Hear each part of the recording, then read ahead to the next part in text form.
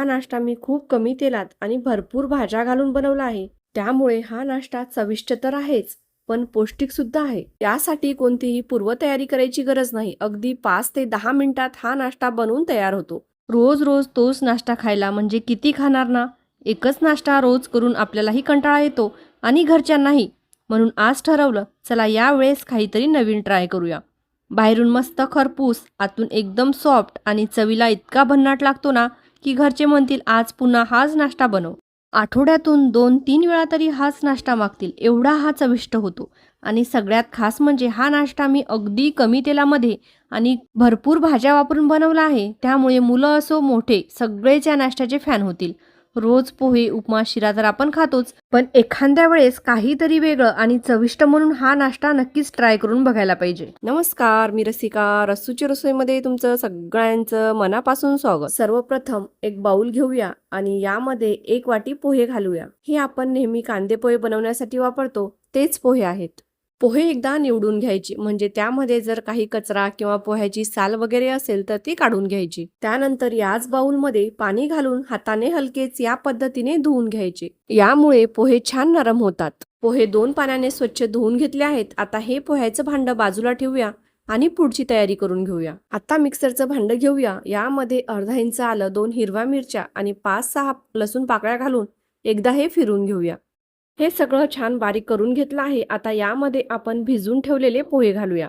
आपण हे पोहे हाताने सुद्धा मॅश करून घेऊ शकतो, पण हाताने मॅश केल्यावर पोहे तितके बारीक होत नाहीत। त्यामुळे मिश्रण एकदम छान एकजीव होण्यासाठी मी हे पोहे मिक्सर मधून एकदा फिरून घेणार आहे। पोहे घातल्यावर यामध्ये 4 चमचे बेसन आणि 4 चमचे गव्हाचं पीठ घातलं आहे। झाकण लावून परत एकदा हे फिरून घ्यायचं। पोहे, बेसन, गव्हाचं पीठ आणि मसाला व्यवस्थित एकजीव झाला आहे। आता हे एका बाउल मध्ये काढून घेऊया। आता यामध्ये एक मध्यम आकाराचा बारीक चिरलेला कांदा, त्याचसोबत हिरवीगार अशी भरपूर बारीक चिरलेली कोथिंबीर, त्यानंतर अर्धा चमचा हळद, आवडीनुसार लाल तिखट, पाव चमचा धनेपूड, जिरे आणि चवीनुसार मीठ घालायचं। शेवटी अर्ध्या लिंबाचं रस। हे सगळं एकदा छान व्यवस्थित मिक्स करून घेऊया। सगळे पदार्थ एकजीव झाले की पौष्टिक नाश्त्याचं मिश्रण तयार आहे। सकाळच्या घाई गडबडीत वेळ कमी असेल तरी काळजी करू नका, अगदी 5 ते 10 मिनिटात हा नाश्ता झटपट तयार होतो आणि सगळ्यात खास म्हणजे अगदी कमी तेलात। छान असं आपलं मिश्रण तयार झालं आहे। आता याचे छोटे छोटे धपाटे बनवून घेऊया। तुम्हाला धपाटे किती मोठे किंवा छोटे हवे आहेत त्यानुसार मिश्रणाचे गोळे तयार करून घ्या। इथे मी या मिश्रणाचे 4 समान गोळे तयार करून घेतले आहेत। आता यापासून आपण छान धपाटे बनवून घेऊया।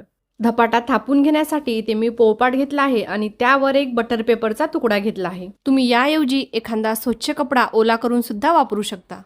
आता यातील एक गोळा घेऊन बटर पेपरवर ठेवूया आणि बोटांना थोडंसं पाणी लावून हा गोळा हळूहळू थापून घेऊया। बोटांनी हलक्या हाताने दाबत दाबत त्याला गोल आकार द्यायचा। धपाटा खूप पातळही करायचा नाही आणि खूप जाडाही ठेवायचा नाही, मध्यम जाडीचा आणि थोडा मोठा असा धपाटा थापून घ्यायचा।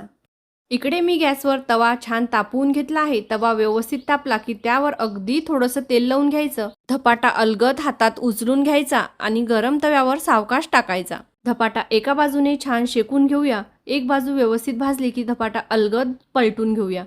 दुसऱ्या बाजूनेही छान खमंग आणि सोनेरी होईपर्यंत भाजून घेऊया। बघा, आपला पहिला धपाटा दोन्ही बाजूनी छान खरपूस आणि खमंग भाजून तयार झाला आहे। आणि सगळ्यात खास म्हणजे यामध्ये आपण बटाटा सुद्धा वापरलेला नाही आणि तेलाचाही अगदी कमी वापर केला आहे। त्यामुळे सकाळच्या नाश्त्यामध्ये काहीतरी चविष्ट, पौष्टिक आणि पोटभर खायचं असेल तर ही रेसिपी तुम्ही नक्कीच करून बघा। आता याच पद्धतीने राहिलेले सगळे धपाटे थापून घेऊया आणि दोन्ही बाजूनी छान खरपूस होईपर्यंत भाजून घेऊया। इथे मी काही धपाट्यांवर तीळ लावले आहेत आणि काहीवर तीळ लावलेले नाहीत। तसंच काही धपाटे मी मध्ये छिद्र करून घेतले आहेत, तर काही धपाटे अगदी साधे ठेवले आहेत। तुम्हाला जसा आकार आवडतो आणि ज्या पद्धतीने करायला सोपा वाटतं त्या पद्धतीने तुम्ही हे धपाटे करू शकता। हे गरमागरम खमंग धपाटे शेजवान चटणी सोबत खायला तर एकदमच भन्नाट लागतात।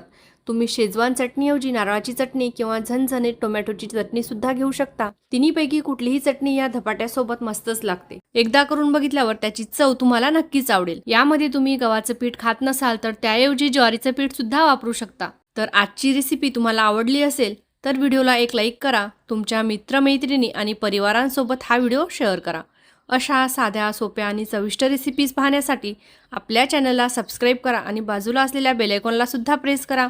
म्हणजे माझी नवीन रेसिपीज अपलोड झाली की तुम्हाला लगेच नोटिफिकेशन मिळेल. पुन्हा भेटूया अशाच एका भन्नाट रेसिपी सोबत. तोपर्यंत धन्यवाद.